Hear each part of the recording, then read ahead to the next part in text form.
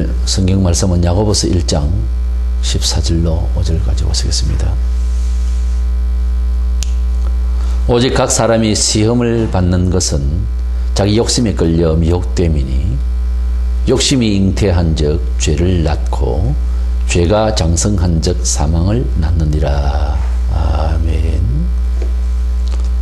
야고보서 1장 본장을 처음부터 읽으면 시험의 성격이 두 가지임을 볼 수가 있습니다. 하나는 이절에 너희가 여러 가지 시험을 당하거든 할 때 12절에도 그런 시험이란 말이 나오는데, 이 시험은 하나님께서 선하신 뜻으로서 훈련을 하시는 시험으로서 영어로는 트라이얼로 이렇게 번역을 합니다. 그리고 유혹에 끌려서 죄를 지어 벌받을 시험으로서 또한 시험이 있는데 13절 14절에도 시험이란 말이 나옵니다만은 이것은 영어로 번역할 때 템테이션으로 미혹한다 하는 뜻의 시험의 단어를 가지고 있습니다. 그래서 우리 스스로가 잘못되어 지는 그런 미혹된 시험, 마귀의 시험,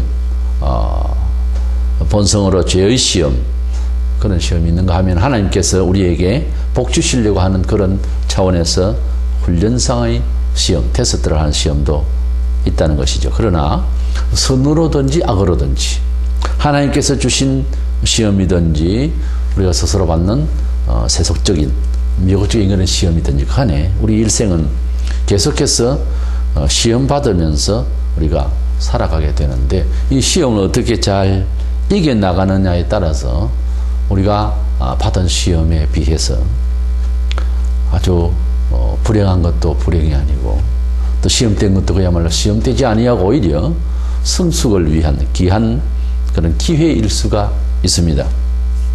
그래서 2절에 보면은 너희가 시험을 당한다는 이 말을 영어로 번역할 때 if you fall이 아니고 when you fall로 되어 있습니다. 그러니까 만약에 시험을 당하거든 이런 식으로 되어 있지 않습니다. 너희가 시험을 당하거든 그렇게만 되어 있어요. 이것은 선으로든지 악으로든지 우리가 시험을 받을 수 있기 때문에 그렇게 말하고 있는 것이죠. 그러니까 만약에 시험을 받거든 이렇게 하면 아무래도 시험이 그렇게 그다지 많지 않는데 혹 시험을 받거든 이래라 저래라 그런 뜻이 되거든요. 그래서 이 본문은 우리가 언제나 시험을 받는 인간이기 때문에 이 삶 속에서 우리가 이 시험을 당하거든, 시험을 당할 때마다 그 말이 이렇게 하라 하는 내용의 말씀입니다. 다만 우리가 시험된다, 죄스럽다 죄를 이해를 할 수가 있는데, 그러면 첫 번째로 죄라고 하는 것이 어디서 시작을 되었고, 그리고 죄를 죄로 규정하는 것이 어떤 범주에서 우리가 죄를 죄라고 봐야 될 것이냐. 단순히 우리가 시험을 받는다는 것이 죄라면 예수님도 시험을 받으셨기 때문에 그럼 죄를 지었다라고 정의를 내려야 되는데, 예수님은 죄인이 아니라고 하는 입장을 우리가 이제 정리를 하려면은 시험을 받는다는 자체가 죄는 아니라는 거죠. 그래서 어디까지를 우리가 죄라고 해야 되고 그 시험을 어떻게 수용하고 또 어떻게 그 시험을 취급했느냐에 따라서 죄가 되고 안 되고가 판정이 나는 거죠. 죄는 성격상 창세기 3장에 이거 해서 원죄로 이제 시작이 됩니다. 그래서 무엇이 죄냐 하니까 사실 하나님께서 만물을 지으시고 동산 중앙에 있는 실과를 먹으면 죽는다 그렇게 명하셨습니다.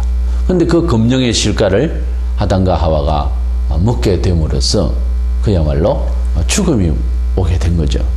당장 죽게 된 것은 아니지만 하나님 영원한 시간 속에 계신 하나님께서 보실 때에는 아담이 비록 930년을 살아도 그것은 너무 짧게 보이고 그것은 죽은 것과 마찬가지로 보이는 세월을 살다가 죽게 된 것이죠.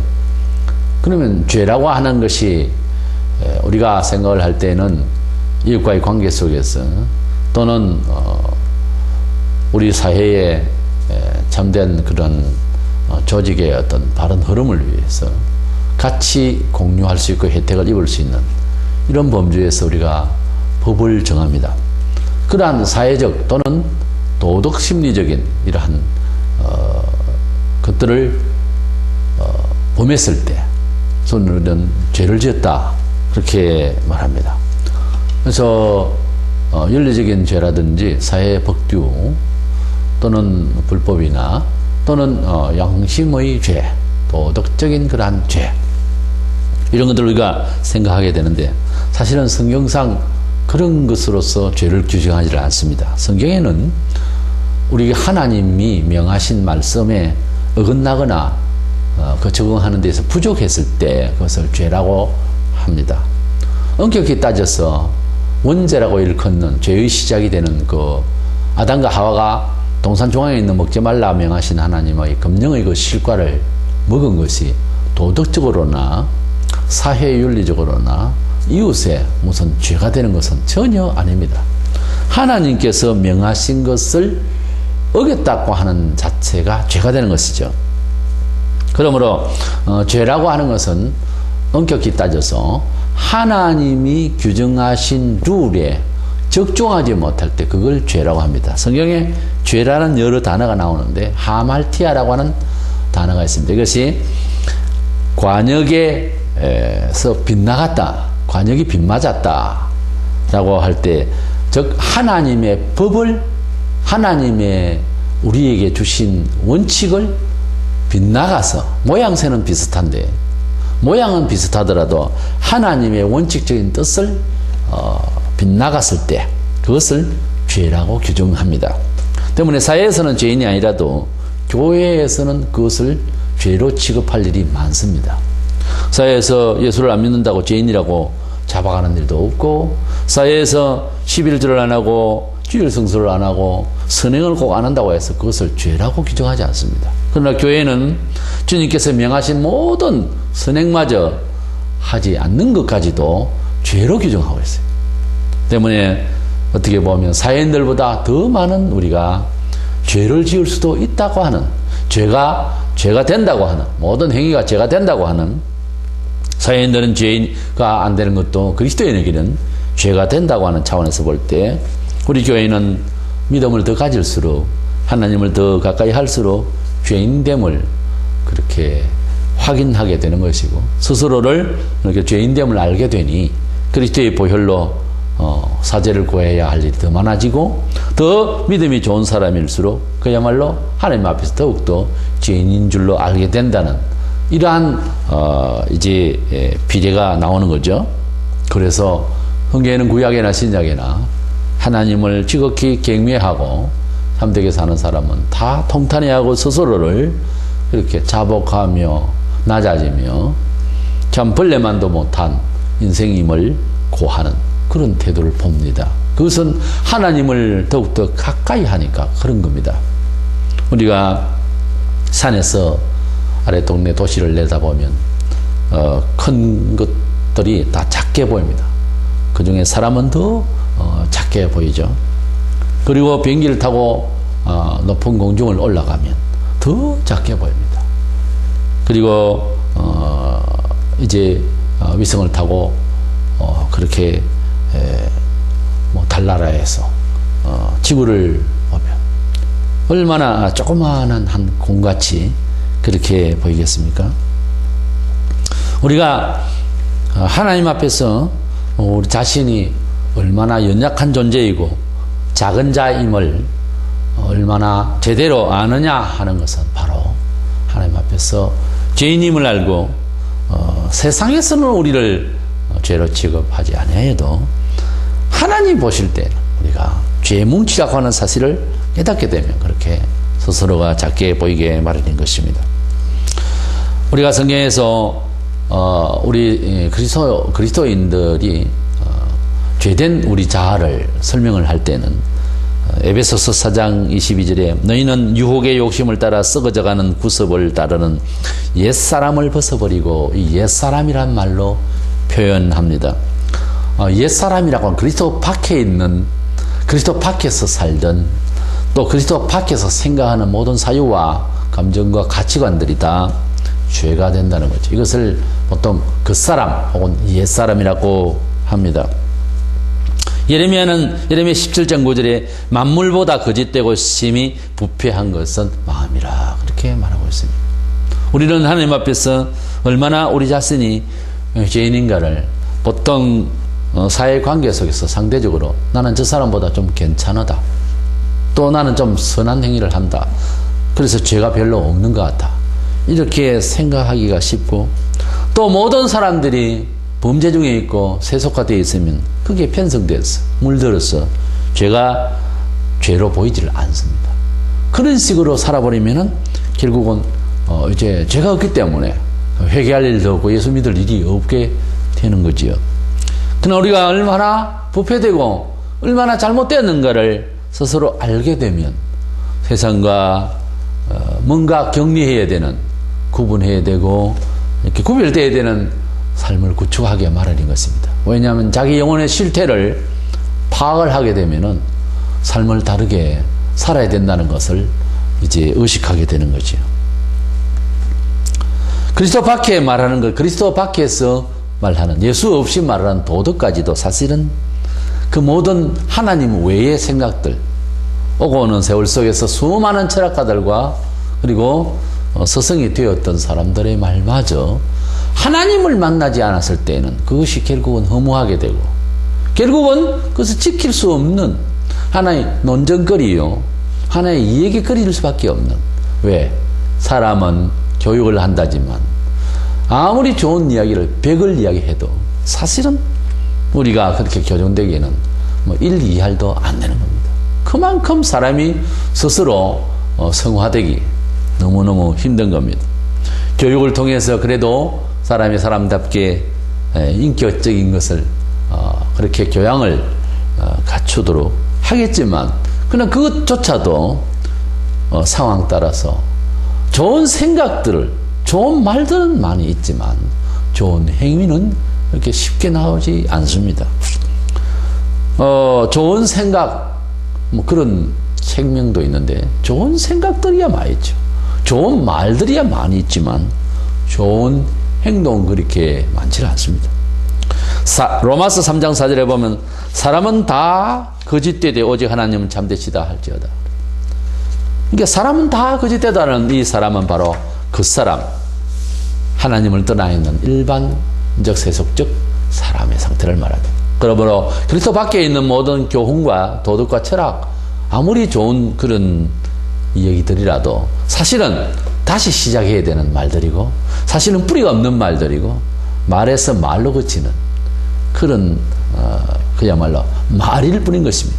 나 하나님께서 우리에게 주신 생명의 말씀을 통해서 듣는 말과 교훈은 또 다릅니다. 그래서 죄가 무엇인가 라고 할 때에 바로 하나님의 말씀을 떠나 또는 그리스도 밖에 있는 모든 은행심사가 다 죄가 된다는 거예요. 죄는 사망을 가져오고 허물을 가져오고, 죄는 속임을 받고 허탈합니다. 그렇지 않아요?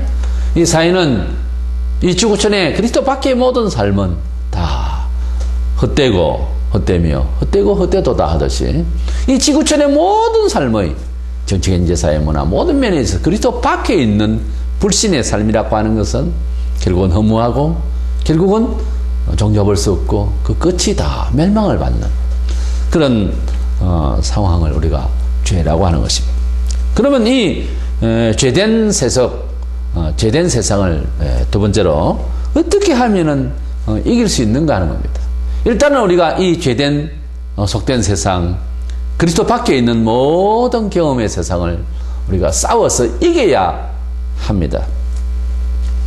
근데 세계 어느 곳에든지 종교 역사는 가지고 있습니다. 그 중심에는 항상 그 종교마다 죄를 무엇이 죄라고 규정하는 것과 또 그 속죄를 할 수 있는 방안을 위해서 제사를 드리는 일이라든지 수도를 하는 일이라든지 선행을 베푸는 일이라든지 아니면 어떤 교주의 말을 무조건 들어야 된다든가 이런저런 어떤 방법을 제시하면서 종교라 할 수 있는 곳에는 항상 속죄의 문제를 가지고 있습니다. 근데 속죄를 어떻게 하면 할 수 있는, 이 속죄를 가능케 하느냐는 것은 이거는 미지수인 것입니다. 이 죄를 유혹하는 것은 사람의 단순한 잘못된 생각인 것 같으면 바꾸면 됩니다. 부정적인 생각을 긍정적으로 바꾸면 죄가 없어진다든가, 긍정주의자들이 그렇게 유혹을 합니다. 사람이 죄를 지어놓고 우울해하지 말고 긍정적으로 적극적으로 살아버리면 죄가 없어집니까? 문제가 묻어있는데 로켓가 빨리 달려가면 떨어져 나가듯이 그렇게 하면 됩니까? 그렇지 않습니다. 우리는 하나님께 이 죄를 어떻게 하면 싸워서 이길 수 있는지를 생각해보고 말씀 안에서 우리가 이것을 찾아내야 됩니다. 사탄은 우리의 사람의 생각과 의지를 넘어서 있습니다. 때문에 그리스도 밖에 있는 모든 세속주의는 사실은 공중권세자의 사탄에게 매여 있기 때문에 거기에 무슨 속죄를 이야기하는 종교나 뭐 철학적인 어떤 긍정적인 무슨 용어나 그런 걸로 사람이 죄를 없이 한 것처럼 착각을 하는 것은 다 사탄의 그런 속임수에 걸려든 것입니다. 우리 인간의 의지로는 속죄를 할 수가 없어요. 오직 예수 그리스도께서 우리에게 찾아오시고 예수 그리스도의 보혈의 속죄의 그 피가 우리가 믿을 때에 우리의 죄를 없이 하시고 또한 이 세상에 죄된 세상에서 우리가 이길 수 있는 힘을 얻게 되는 것입니다. 우리 사람이 아무리 수도를 하고 아무리 교육을 받고 아무리 종교적인 그런 행위를 하고 선행을 한다 하여도 사실상은 성경에 죄를 없이 할 수 있는 것은 이 세상에 없는 거예요. 죄를 없이 해야 구원을 받겠는데 이 세상에 천하에 다른 이름을 주신 일이 없다고 사도행전 4장 12절에 그렇게 말하고 있습니다. 오직 하나님께로 갈 수 있는 속죄받아 오직 하나님 아버지께 나라에 갈 수 있는 길은 내가 길이라고 14장 6절에 예수님께서 당신만이 길이라고 말씀해 주셨습니다. 사탄은 이 세상에서 그 어떠한 사람이라도 이길 수 없는 그 어떠한 지혜로운 자라도 사탄의 머리를 이겨낼 수 없는 상황에 있습니다. 그것이 비극인 거예요. 잠시 기독교에서 말하는 말 비슷한 말들을 하곤 했지만 그러나 끝내 힘없이 쓰러지게 되는 거예요. 왜냐하면 사탄이 잡고 있기 때문에. 사탄도 오히려 지혜로울 수 있고 어저께 했으면 사탄을 상징하는 뱀을 우리가 말하고 있는데 뱀같이 지혜로워라 그렇게 주님이 말씀하셨을 거예요. 그만큼 사탄은 머리도 좋고 또 기적도 행합니다. 실질적으로 기적을 행해요. 그렇게 하니까 머리 좋고 기적을 행하는 마귀를 이 사람이 감당을 할 수가 없는 거예요. 온갖 잡다한 종교 안에서 그것이 사람이 성공적으로 만들어낸 종교인 양 거기에 구원이 있는 양 하지만 사실은 마귀가 만들어낸 잡다한 여러 방법론인 것입니다. 그러한 방법에 걸려들어서 그러나 예수께서 이 세상에 오신 것은 이 마귀의 모든 작당들을 다 모든 이런 유혹들을 이겨낼 수 있고 처단하려고 하는 분으로서 오셨다고. 요한일서 3장 8절에 주께서 이 세상에 오신 것은 바로 마귀의 일들을 다 멸하라 하심이라. 예수께서 마귀의 일을 멸하시기 때문에 우리는 오직 주님을 만났을 때만이 가능합니다. 그것을 우리는 성경을 통해서 두 가지로 요약을 해서 첫째로 주님의 생명의 말씀을 주야로 묵상하는 것이 대단히 중요합니다. 우리가 태양을 등지면 그림자가 집니다. 그림자를 안 보이게 하기 위해서 거기에 또 거울을 대고 거기에 또 다른 색깔을 또 넣고 그래서 그림자가 없는 것처럼 착각을 유도한다고 해서 그림자가 없어지는 것이에요. 사람은 움직여야 되고 움직이는 곳곳마다 그림자는 생겨야 되는 것입니다. 우리의 어두운 부분은 항상 따라다닙니다. 어떤 때요? 밤에는 나타나지 않죠. 어두운 곳에는 없죠. 그러나 밝은 곳에 가면은 반드시 어두움의 그런 그림자가 생깁니다. 바로 우리가 세상에서는 어둡고 칙칙하고 잘못된 존재로 안 보이지만 태양에 비유하고 빛에 비유된 하나님 앞에 나아가면 사람은 얼마나 죄인인지 하나님께서 우리를 살피시려고 좀 더 밝은 빛으로 우리를 보실수록 우리는 더욱더 어두운 그림자 색깔이 진하게 되는 것입니다. 하나님 가까이 할수록 하나님 우리를 더 살펴주실수록 우리는 더욱더 어두운 그림자의 존재라고 어두운 죄가 있다고 하는 사실을 더 밝히게 되는 것입니다. 우리가 태양을 등지고는 그림자를 지울 수가 없어요. 태양을 돌아볼 때에 우리가 그림자를 지을 수가 있겠죠. 불교에서는 장 보면 없을 무자 쓰면서 자기 비움 이런 말을 많이 합니다. 어떤 측면에서는 욕심을 건절하고 절제하기 위한 자기 비움, 좋은 뜻으로는 받아들일 수가 있는데, 오늘 기독교에서는 자기 해탈을 위해서 자기 노력 끝에 비우고 자기 절제를 위해서 그렇게 걷게 하는 것으로 구원으로 가는 길은 제시하지 않습니다. 우리는 비우는 것이 아니라 뭔가를 채우는 거예요. 우리 기독교는 불교와 다른 것이, 불교는 자기 걷기로서 자기 구원을 위해서 천상전화 유아독존으로 자기가 걷기를 하려고 하겠지만, 기독교는 스스로는 살고 살아봤지만 오고 오는 세월 속에서 종교와 철학이 있었지만 속죄 문제, 구원 문제가 해결이 안 된다는 것을 우리는 스스로 고백하고, 우리는 우리 자신에게 좌절하고, 그리고 오직 하나님의 말씀을 다시 채운다는 거예요. 하나님의 뜻을 채울 때에, 그때에 비로소 우리가 어둠의 영이 떠나가고 우리 속죄를 받는 이런 길을 우리가 제시를 받은 거예요. 다른 모든 종교들은 다 보면 율법주의나 도덕주의나 선행주의나 어떤 자기 극기주의나 이런 것들로 거의 같은 유형을 갖고 있지만 기독교만은 믿음의 종교라고 합니다. 그래서 하나님의 말씀을 우리가 채울 때에 우리 속에 있는 나쁜 것이 빠져나가는 것입니다. 우리가 우리 속에 있는 것을 극기함으로써 빼내려고 노력을 한다 하지만 자기 성찰도 너무 잘못하면 우울증이 들어서 좌절해버려요.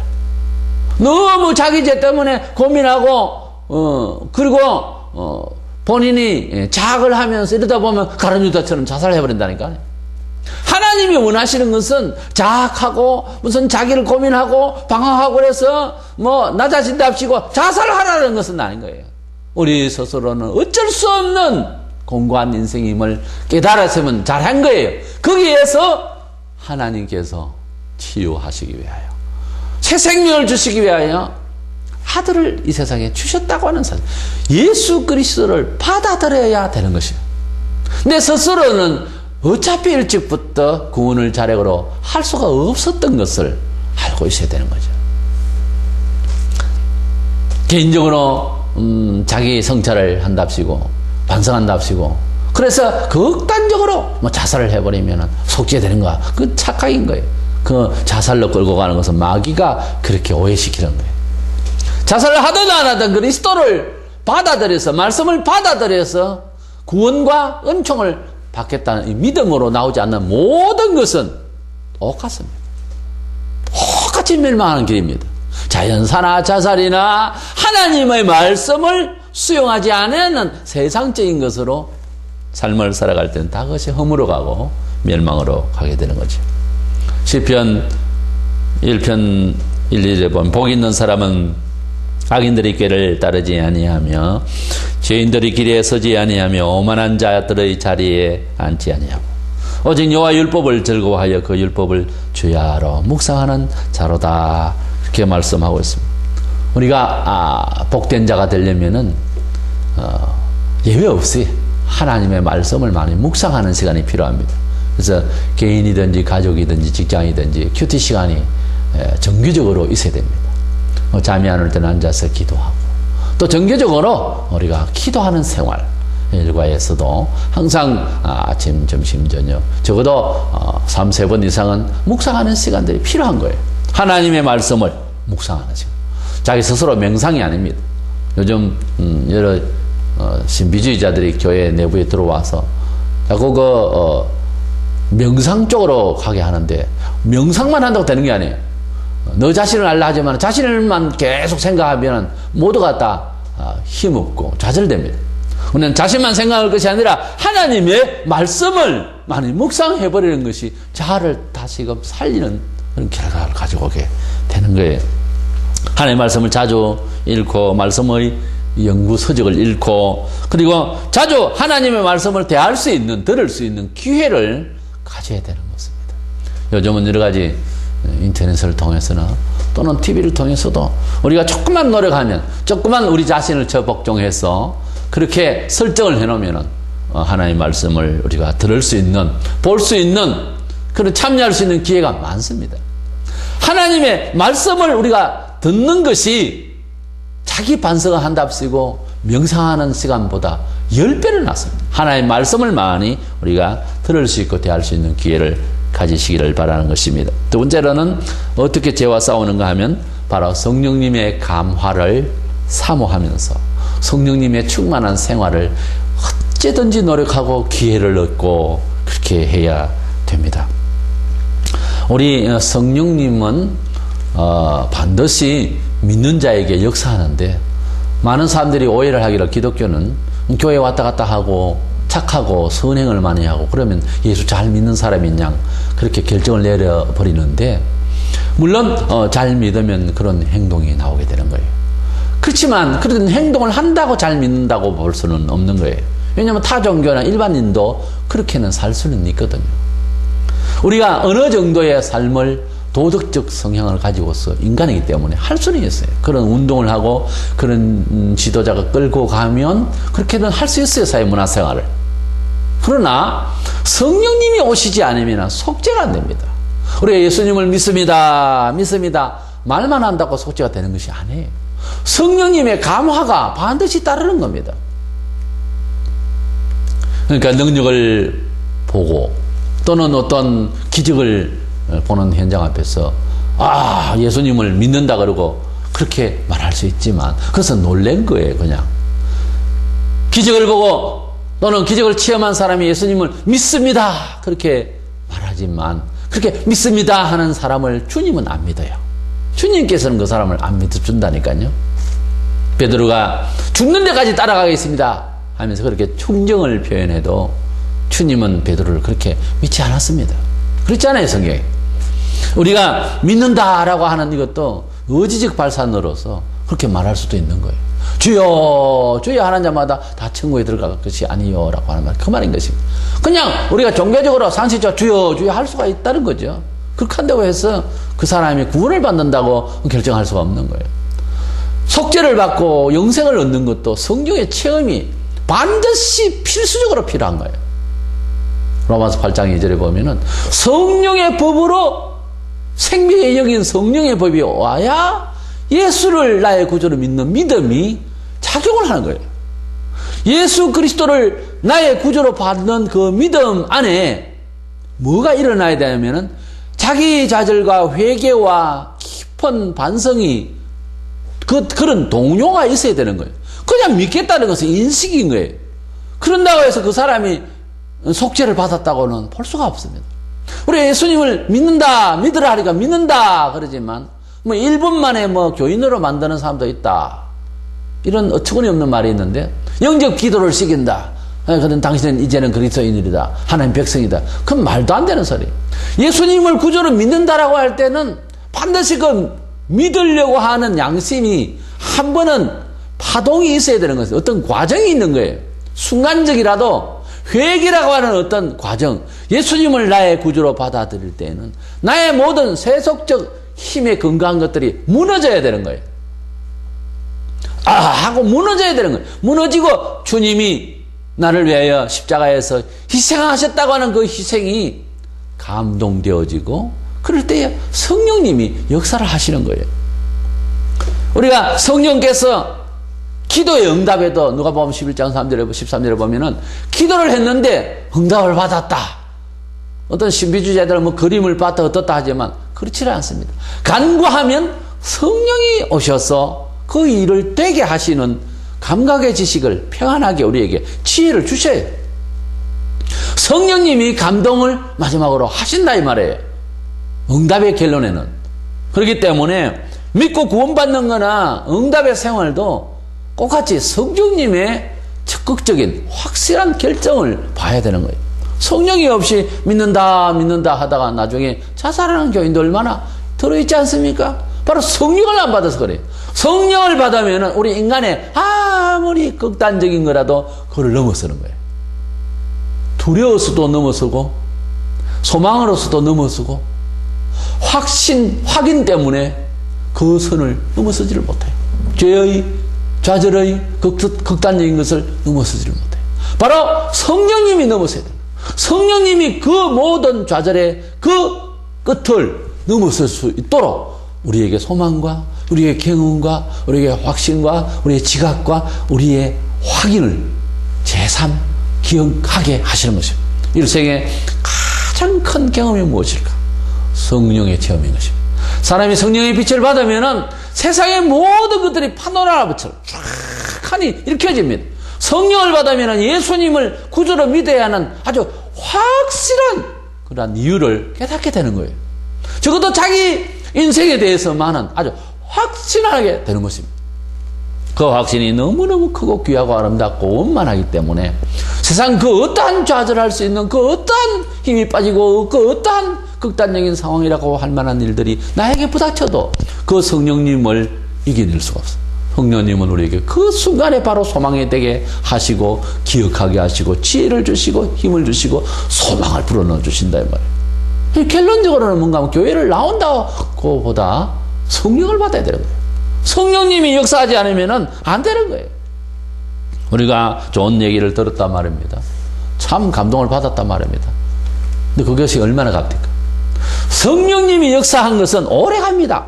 성령님이 역사해 주시면 그 많은 하나님의 말씀의 조언과 언약과 그 말들이 메시지가 직접적으로 우리 인격을 타격을 줍니다. 가마를 주셔서 새롭게 하시는 역사가 나지만은 그러나 좋은 말 이것은 성령님의 가마 아니라도 세상에 있는 거예요. 그대로 강단에서 이야기를 하면 성령이 없이 이야기할 때는 이게 다 허탕이다 이 말이에요. 성령이 역사하지 않으면. 그래서 갈라디아 5장 17절에 육체의 소욕은 성령을 거스르고 성령은 육체를 거스르나니 이 둘이 서로 대적함으로 너희가 원하는 것을 하지 못하게 하려 함이니라 그랬어요. 결국 우리는 본성에 옛사람이 그리스도 밖에 있었던 세속적 본성과 그것은 그리스도인이라도 가지고 있거든요. 이 육신이 부활하기 전까지는 이 본성 기억에서만 아니라 체질 자체가 아직 완전 성화된 것이 아닙니다. 때문에 항상 죄라고 하는 것은 도사리고 있고 항상 붙어 있는 거예요. 이 몸 이대로. 근데 이것을 내가 스스로는 못 이기지만 성령께서 들어오시면 성령님은 본성을 밀어내려고 하고 본성은 성령 들어오는 것을 밀어내려고 합니다. 이 본문이 그런 이야기예요. 갈라디아 5장 17절의 말이. 성령은 육체는 성령의 일을 서로 거스린다. 그렇기 때문에 이 말은 성령님이 감화되지 않으면은 성령님의 감화를 받지 못하면 죄와 싸울 수가 없다. 이런 말입니다. 죄와 싸울 수 있는 건 수도가 아니에요. 죄와 싸울 수 있는 교양적인 책을 읽는 게 아니에요. 죄와 싸울 수 있는 단정한 행위 자체로만 되는 것이 아니라 성령님의 감화를 받아놔야 된다는 거예요. 산에서 봤던, 들에서 봤던, 교회에서 봤던, 어디서 봤던 성령님의 감화를 받아놔야 그 성령님의 감화로서 이겨낼 수가 있는 거예요. 차를 아무리 이쁘게 닦아도 기름이 없으면 못 갑니다. 기름이 있어야 차를 운전할 수 있어요. 구동을 할 수 있습니다. 성령을 채워놔야 됩니다. 기름을 많이 채워놓으면 언제 어디든지 급하게 어디 나갈 때가 있으면 차가 그냥 나가기만 하면 되지 않습니까? 그러나 아무리 잘 닦아놔도 기름이 없으면 이거 불안한 겁니다. 장거리 여행을 하고 그렇게 하려면 기름을 좀 많이 채워서 시작하지 않습니까? 요즘 여기저기 이제 휘발유 파는 데가 많이 있지만 그러나 우리가 그렇지 않잖아요. 어느 길을 갈지 또 여행은 그렇잖아요. 그래서 기름을 채워서 미리 채워놓고 지금 당장 안 쓰더라도 말이죠. 성령님을 충분히 채워놓고 집에서도 채우고 말씀에서도 채우고 예배에도 채우고 집회에서도 채우고 딱 채워놓으면 다음에 필요할 때 그 성령님의 힘에 의해서 내 자신이 삶 속에서 승리할 수 있는 힘을 주신다 이거예요. 그냥 말로 듣고 그냥 교양적인 말만 가지고서는 세상을 그리스도 안에서 승리할 수는 없는 거예요. 성령님을 우리는 채워놔야 됩니다. 성령님을 기름에 비유하고 있어. 우리에게 기름이 있을 때에 우리는 불을 피울 수가 있고 우리는 생명을 발휘할 수 있고 빛을 발할 수가 있는 것입니다. 로마서 8장 13절에 너희가 육신대로 살면 반드시 죽을 것이로되 영으로서 몸의 행실을 죽이면 살리니 라고 말하고 있습니다. 우리가 육신대로 산다는 것이 무엇일까요? 심지어 세속적인 타락한 세상의 삶을 살아가는 것만 아니라 그냥 교회 왔다 갔다 하는 것만도 육신적인 생활이에요. 그건 종교 생활인 거예요. 그래도 잘하는 것 아니냐? 아니요, 잘하는 거 아닙니다. 말라기서에 보면 예수 오시기 전 벌써 400년 전에요. 또 하나님께서 제물 바친다고 왔다 갔다 하는 그 성전 문을 누가 좀 닫아봤으면 좋겠다 그러고 성경에 그렇게 돼 있지 않아요? 우리가 교회를 다니는 것만도 잘하는 것 아니냐, 그런 식으로 자꾸 위로하다가 보면 언제 회개하고, 언제 하나님을 바로 믿고, 언제 스스로가 흥령 안에서 감화를 받고 생명을 받겠느냐고요. 자꾸 위로한다고 되는 게 아니에요. 사도들이요, 사복음서 시절과 사도행전에서 적극적으로 활동을 하고 복음을 전파하는 그 생활 중에 특이한 것이 하나 있다면 다른 것은 똑같아요. 달라진 거 아무것도 없어요. 기도 생활입니다. 그들은 기도하지 않으면 이 일을 수행할 수가 없다고 하는 사실을 깨달은 거예요. 이것은 도저히 사람으로서는 할 수 있는 일이 아니라고 하는 것을 깨우친 거예요.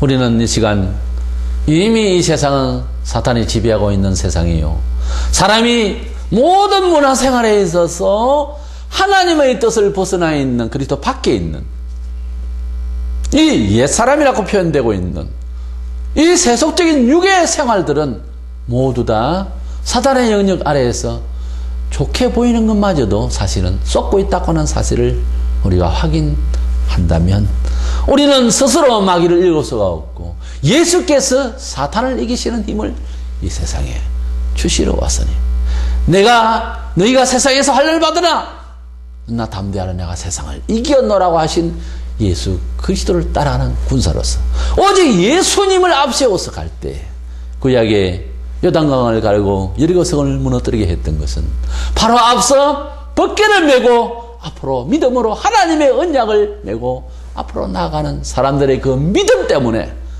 그렇게 강이 갈라지고 여리고성이 무너진 것처럼 우리의 삶의 승리는 예수 그리스도, 말씀이 육신이 돼서 우리 세상에 오신 예수 그리스도를 앞서 세우는, 자랑에도 앞서 세우고 슬픔에도 주님을 먼저 말씀드리고, 좋은 일이든지 나쁜 일이든지 평탄할 때든지 위험할 때든지 예수, 말씀의 예수, 진리의 예수, 내가 길이요 진리라고 하신 예수님을 앞서 세워서 내가 삶을 그렇게 생활 자체를, 라이프 스타일을 아주 그렇게 가져야 됩니다. 항상 돌아서도 뒤로 돌아서도 성경이 있고 앞으로 봐도 성경이 있고 하나님 말씀이 우리 주변에 쫙 깔려있는 그런 삶을 구축을 아예 해놔야 되는 거예요.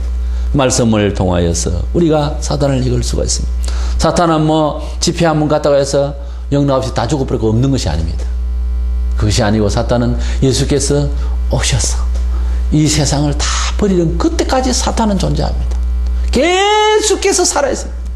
때문에 우리는 예수 그리스도의 말씀 안에서 어떤 식으로든지 성령님이 우리 속에 오셔서 감화감동 충만하시도록 날마다, 사도들도 날마다 기도했습니다. 오순절날 불같은 성령 받았다고 끝장이 아닙니다. 계속해서 기도 생활 아예 정해놓고 했습니다. 기도 시간에, 제구시 기도 시간 아예 정해놨던 거예요. 왜? 가만히 놔두면 안 된다는 걸 알았거든. 아무리 경험을 해도 사람은 간사해서 또 변합니다. 또 세속에 물들 수가 있고 영향을 받을 수가 있는 거예요. 때문에 누구나 장사가 없습니다. 항상 하나님의 말씀 안에서 말씀을 앞세워가는 이러한 구원의 원리는 구약이나 신약이나 똑같아요. 그리고 성령님의 감화감동 충만하심이 우리 속에 계속 계시도록 노력하지 않으면 안 된다고 한 것. 그렇지 않으면 영락 없이 말이 교인이지. 네가 사단에게 끌려다니면서 아주 이것은 버림받을 수밖에 없는 거예요. 영혼은 구원받을지 모르지만 그것도 위태로운 거예요. 그 이야기도. 성령님이 우리가 감화를 받았을 때, 하나님의 말씀에 충만했을 때만이 이 죄된 모든 시험을, 이 모든 욕심에서 우리가 이길 수가 있습니다. 한 가지 분명한 사실은 스스로 그 욕심을 이기려고 하는 득도를 하려 생각 말하라고 말이에요. 그건 아니에요. 안 되는 거예요. 오직 하나님의 말씀을, 오직 성령님의 충만함을 기대하고 요구하고 바라고 했을 때 우리 자신이 변신될 수 있고 우리 하나님께서 우리를 새롭게 만들어주시는 역사를 체험할 수가 있다 하는 것을 믿고 항상 주의 말씀과 성령 충만을 강구하는 저와 여러분 되시기를 축원합니다.